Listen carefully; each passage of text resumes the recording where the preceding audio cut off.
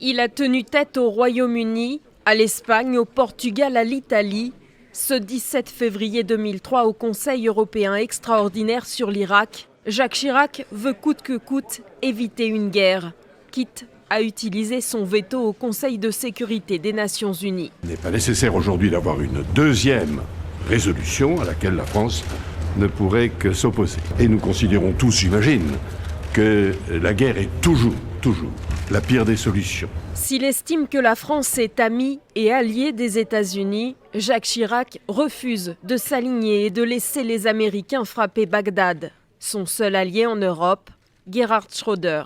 L'Allemagne et la France ont la même approche. L'Irak doit être désarmé, s'agissant de ces armes de destruction massive. Cet objectif peut être atteint par des voies pacifiques, celle des inspections. Le président français est convaincu qu'un conflit en Irak déstabilisera la région. Cet Irak que Jacques Chirac connaît bien, lui qui a fourni à Bagdad son premier réacteur nucléaire civil.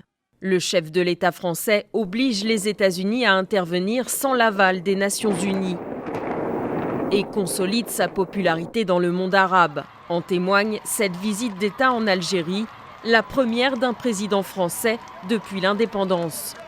Cette popularité, il la doit aussi à un coup d'éclat le 22 octobre 1996. Dans le quartier arabe de Jérusalem, il s'emporte contre les policiers israéliens. What do you want? Me to go back to my plane and go back to France? Is that what you want? Then let them go, and let them do. No, that's no problem. No, this is not a method. This is a provocation. Le lendemain, en territoire palestinien, la foule l'acclame. Jacques Chirac marche dans les pas de la politique arabe du général de Gaulle au gré des intérêts économiques et des ententes personnelles. Ce sera la clé de voûte de ses relations avec les États d'Afrique.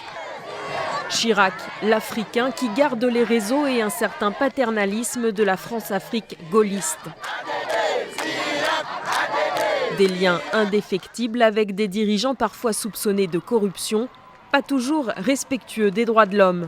Omar Bongo, installé à la tête du Gabon par De Gaulle, Denis Sassou Nguesso qui dirige le Congo d'une main de fer, ou le Tunisien Ben Ali. Le premier des droits de l'homme, c'est de manger, d'être soigné, de recevoir une éducation. De ce point de vue, il faut bien reconnaître que la Tunisie est très en avance. Sur ce continent qu'il affectionne, le président va jusqu'à engager les troupes françaises en Côte d'Ivoire en 2002 pour surveiller le cessez-le-feu, mais surtout garantir la stabilité d'un partenaire politique et économique de premier plan. Je tiens à redire solennellement que la France est l'amie de la Côte d'Ivoire. Elle n'est pas là pour imposer sa propre paix, mais pour tenter d'éviter la guerre civile et le chaos.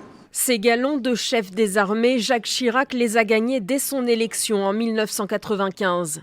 En Bosnie, les Serbes prennent des casques bleus en otage et parmi eux, des Français. L'humiliation ne passe pas. Sans consulter les instances internationales, le président change la mission des forces françaises.